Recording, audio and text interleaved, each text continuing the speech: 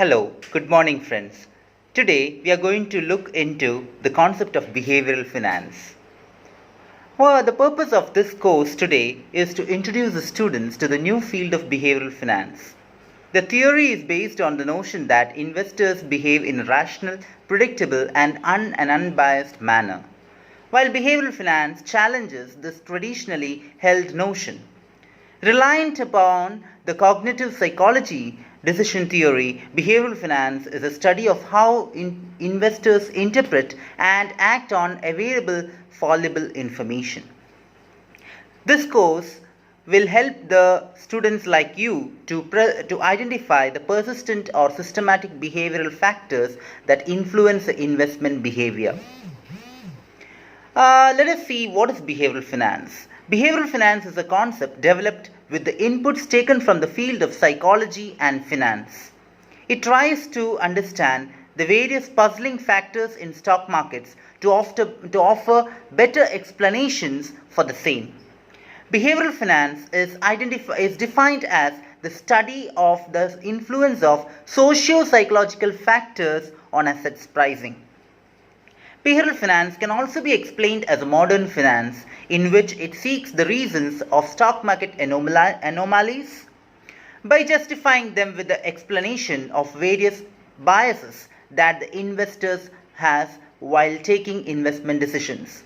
If you see the behavioral finance, there are two major approaches to see that. There are two major branches. One is called the BFMI, which is nothing but micro behavioral finance, and the other one is BFMA, which is nothing but macro behavioral finance. Micro behavioral finance deals with the study of how the irrational investors are normal or rational from the point of their biases. And macro behavioral finance deals with the investors, how they behave and what are the reasons for various market anomalies in the stock market. Now, let's go next into the description of behavioral finance. The theories of behavioral finance are not widely studied in many countries. In many countries, the acceptance level of behavioral theories is quite low. However, the increasing instances of various anomalies of financial markets have forced many researchers to look closer into this modern field of finance. So this is just an introduction of behavioral finance concept.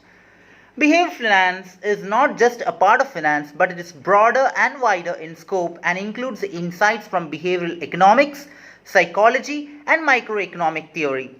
In the process of making financial investments, investors often have difficulty while choosing the most economic option because of the impact of his or her various psychological or mental filters.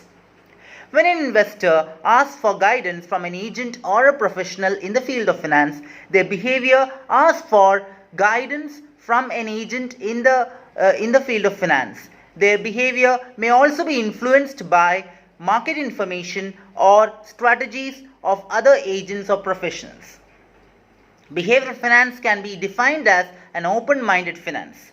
The main theme of traditional finance is to avoid all the possible effects of the personality and the mindset of an individual. But the anomalies and the biases existing in the real world are explained only with the help of the behavioral finance to explain the reasons for the same.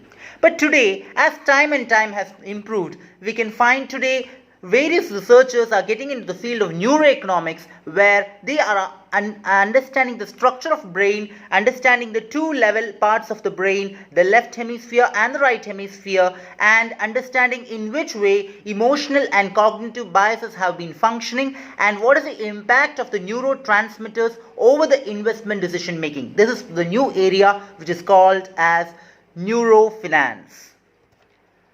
Now, let's go into the scope of behavioral finance. The scope of behavioral finance can be visualized by examining its role in investment decision making of the individuals as well as the corporates. The applications of the behavioral finance are not only restricted to one economy or country, but it also can be found across the globe. The scope areas of behavioral finance can be discussed in this ways. First of all, it can be used to understand all the reasons for the market anomalies. Though the standard finance theory or the traditional finance theories are able to justify the stock markets to a great extent, still there are many market anomalies that can take place in the stock market, including the creation of bubbles, the effect of any event, calendar effect or other stock market trade. The second is it can help to identify the investor's personality. Third, it helps to identify the risks and the developing hedging strategies also. Because of various anomalies in the stock market, investments these days are not only exposed to various identified risks but also to the uncertainty of the returns.